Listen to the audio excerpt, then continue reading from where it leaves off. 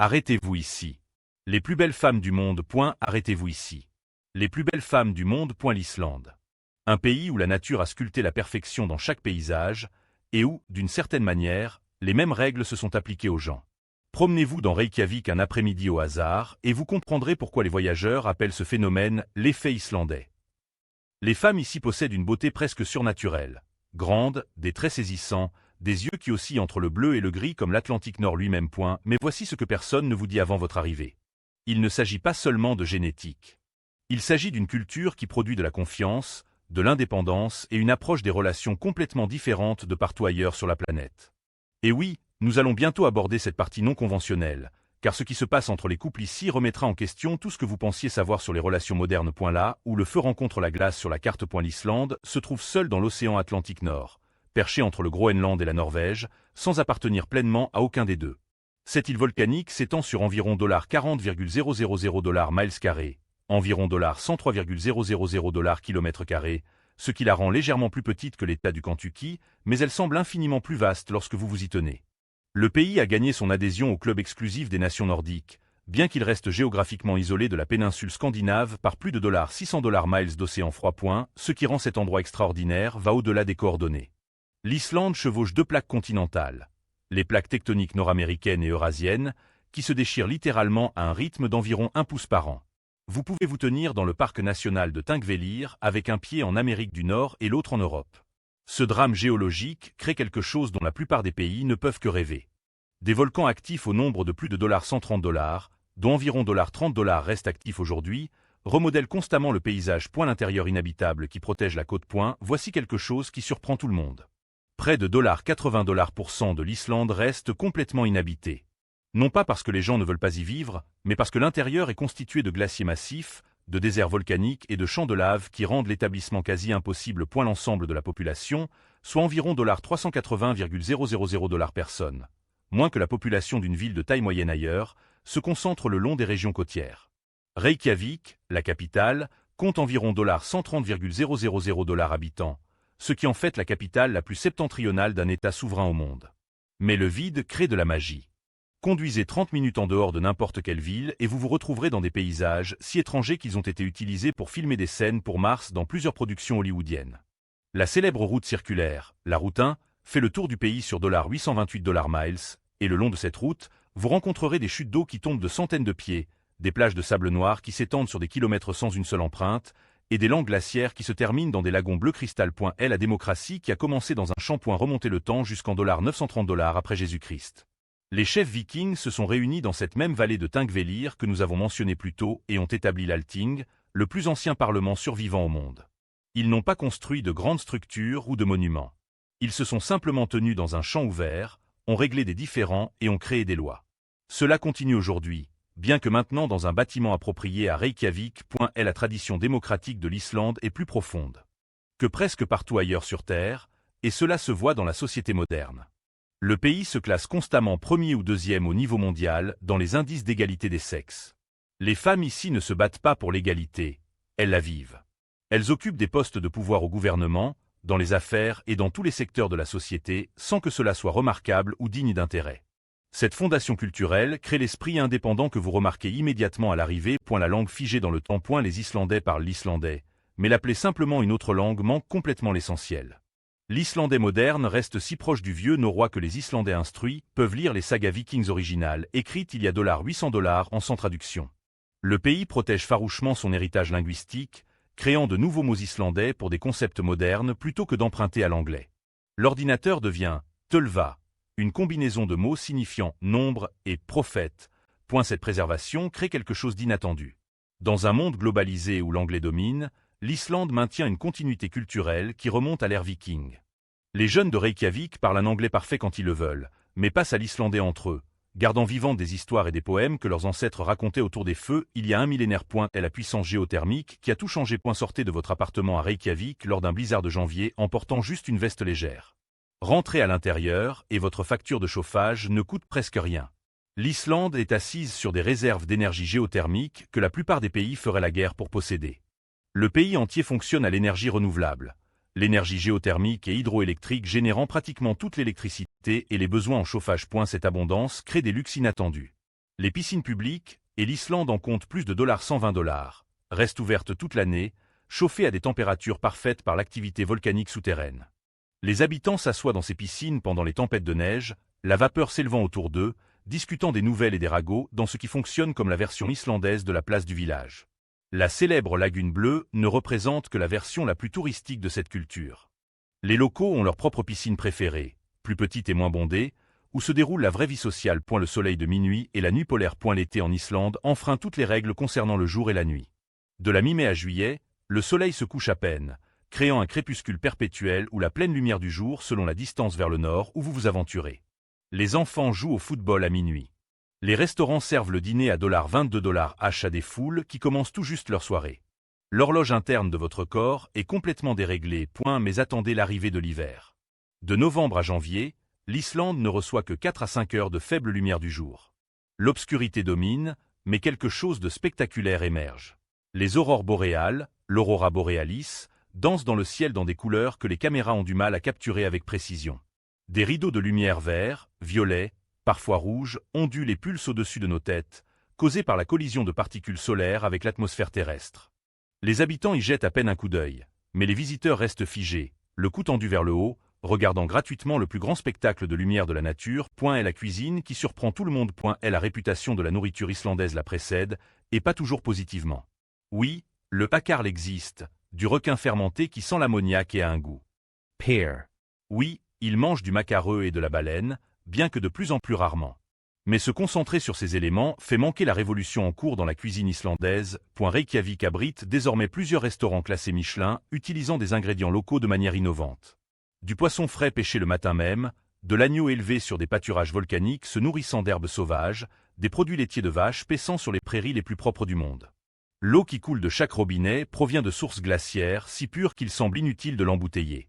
Le skyr, un produit laitier riche en protéines que les Islandais mangent depuis plus de 1000 ans, apparaît maintenant dans les épiceries du monde entier, bien que la version importée n'égale jamais tout à fait l'original. Et les hot dogs islandais, servis dans des stands comme Bjarnarbestu-pylsur à Reykjavik, ont acquis un statut culte, avec des célébrités et des politiciens faisant des pèlerinages pour les essayer. Est la philosophie relationnelle qui choque les étrangers. Nous abordons maintenant ce qui a attiré beaucoup d'entre vous ici. L'approche islandaise des relations et du partenariat fonctionne selon des principes complètement différents de ceux de la plupart des pays occidentaux. Le mariage existe, mais les Islandais ne s'y précipitent pas. Les couples peuvent vivre ensemble pendant des années, avoir des enfants, construire des vies entières avant d'envisager le mariage formel.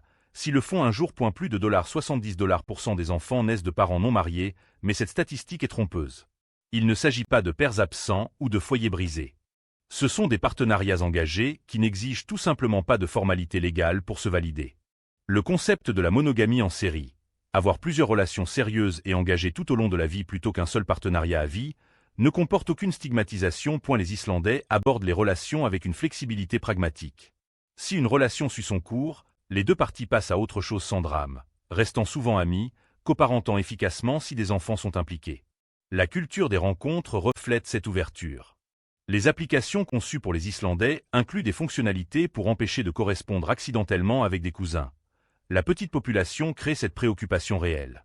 Mais la désinvolture avec laquelle les gens forment et dissolvent des relations choquerait les sociétés plus conservatrices. Il ne s'agit pas d'être promiscuité ou non engagé. Il s'agit d'une évaluation honnête de la compatibilité sans forcer les partenariats à se poursuivre au-delà de leur point d'arrêt naturel. Est la scène musicale qui surpasse son poids. Un pays avec moins de personnes que la plupart des banlieues a produit Björk, Sigur Rós et Of Monsters and Men. Ce schéma n'est pas une coïncidence. La scène musicale islandaise prospère d'une manière qui défie sa petite population. Les longs hivers sombres poussent les personnes créatives à l'intérieur où elles collaborent, expérimentent et créent. Le soutien gouvernemental aux arts garantit que les musiciens peuvent réellement survivre tout en développant leur métier. Mais quelque chose de plus profond motive la créativité islandaise. Le paysage lui-même, dramatique, dur, beau, impitoyable, s'infiltre dans la musique. Écoutez Sigur Rós et vous entendrez des glaciers vêlés dans l'océan. Écoutez Björk et vous entendrez des geysers en éruption.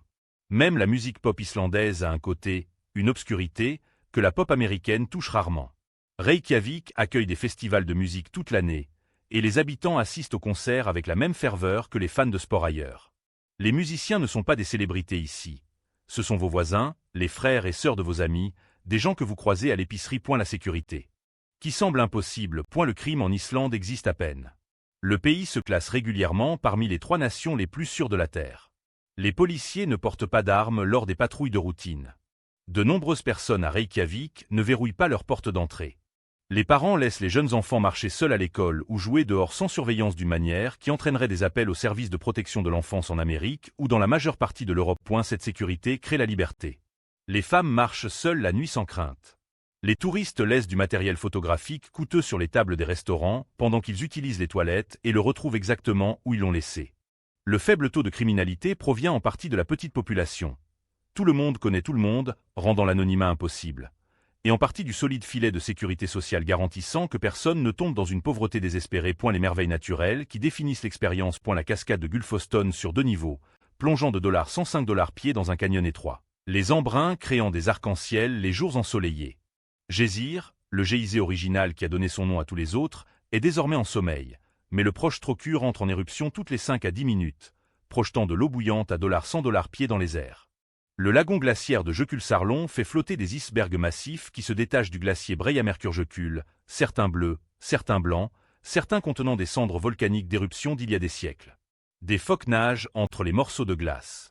Les icebergs flottent ensuite vers l'océan et s'échouent sur la plage de sable noir à proximité, créant la plage de diamants, où les bijoux de glace contrastent avec le sable volcanique. Skogafoss, une autre cascade massive, permet aux visiteurs de monter des escaliers jusqu'au sommet pour avoir une vue sur la côte sud. La puissance de la nature islandaise n'est pas seulement visuelle, elle est physique, émotionnelle, bouleversante. Tenez-vous à côté de ces éléments et vous vous sentirez petit, temporaire, humilié par des forces qui existaient bien avant les humains et qui continueront longtemps après. L'obscurité et la lumière de la vie islandaise. Vivre en Islande exige d'accepter les contradictions. Le pays se classe constamment le plus haut au monde pour le bonheur, l'égalité des sexes et la qualité de vie. Pourtant, il est également confronté à des taux élevés de dépression, en particulier pendant les mois sombres de l'hiver. L'isolement qui crée la sécurité et des communautés très soudées crée également de l'insularité. De nombreux jeunes Islandais partent pour l'université à l'étranger et se demandent s'ils doivent revenir. Le coût de la vie se classe parmi les plus élevés au monde. Une bière dans un bar de Reykjavik peut coûter de $8 à $10 ou euros. Un repas simple atteint facilement $20 à $25 ou euros. Pourtant, les salaires correspondent à ces prix, et la plupart des Islandais vivent confortablement. Le temps reste vraiment terrible une grande partie de l'année. Le vent, la pluie et l'obscurité dominent. Pourtant, les Islandais ont un dicton qui capture parfaitement leur philosophie. Il n'y a pas de mauvais temps, seulement de mauvais vêtements. There's no such thing as bad weather, only bad clothing. Cette attitude s'étend au-delà de la météo. La vie vous lance des défis, et vous vous adaptez, vous persistez, vous trouvez la joie de toute façon. Pourquoi l'Islande attire l'âme aventureuse. L'Islande attire un type spécifique de voyageurs. Pas la foule des stations balnéaires à la recherche de soleil garanti et de cocktails avec parasol. Pas le groupe de tours historiques cochant des monuments célèbres sur des listes. L'Islande appelle les gens qui veulent ressentir la puissance de la nature, qui apprécient la beauté austère, qui recherchent des expériences plutôt que du confort. Le pays exige un engagement. Vous ne pouvez pas vous asseoir dans un bus touristique et prétendre que vous avez vu l'Islande. Vous devez faire de la randonnée jusqu'aux cascades, conduire sur les routes accidentées, vous réveiller à 3 heures du matin pour chasser les aurores boréales, vous tremper dans les sources chaudes, goûter aux aliments inhabituels. Et si vous êtes attentif, si vous êtes ouvert, vous pourriez comprendre quelque chose sur les gens. Comment vivre dans cet environnement extrême, isolé du monde, a façonné une culture qui valorise l'indépendance, l'égalité des sexes, les relations pratiques et une résilience tranquille. Les belles femmes qui ont attiré votre attention au départ représentent quelque chose de plus profond. Une société qui permet aux femmes d'être pleinement elles-mêmes, fortes et douces, indépendantes et connectées, traditionnelles et modernes simultanément. Votre tour de participer. Nous avons donc voyagé à travers cette incroyable terre de feu et de glace, exploré ses contradictions et ses merveilles, et, espérons-le, remis en question certaines hypothèses en cours de route. Maintenant, nous voulons vous entendre. Laissez un commentaire nous indiquant de quelle ville ou pays vous regardez en ce moment. Qu'est-ce qui vous a le plus surpris en Islande? Pourriez-vous supporter les nuits polaires ou préféreriez-vous le soleil de minuit? La culture relationnelle vous a-t-elle choqué ou vous a-t-elle paru logique? Vos réflexions comptent et elles aident cette communauté à grandir. Si vous avez apprécié ce voyage, cliquez sur ce bouton hype et écrasez le bouton j'aime. Cela ne vous coûte rien, mais cela aide énormément cette chaîne et nous apprécions sincèrement que vous preniez ces 2 secondes. Nous avons d'autres destinations incroyables à explorer, plus de cultures à découvrir, plus de perspectives à remettre en question. Cliquez sur l'une des vidéos qui apparaissent sur votre écran en ce moment. Croyez-nous, les curiosités et les révélations ne cessent d'arriver. Merci d'avoir regardé et nous vous verrons dans la prochaine aventure.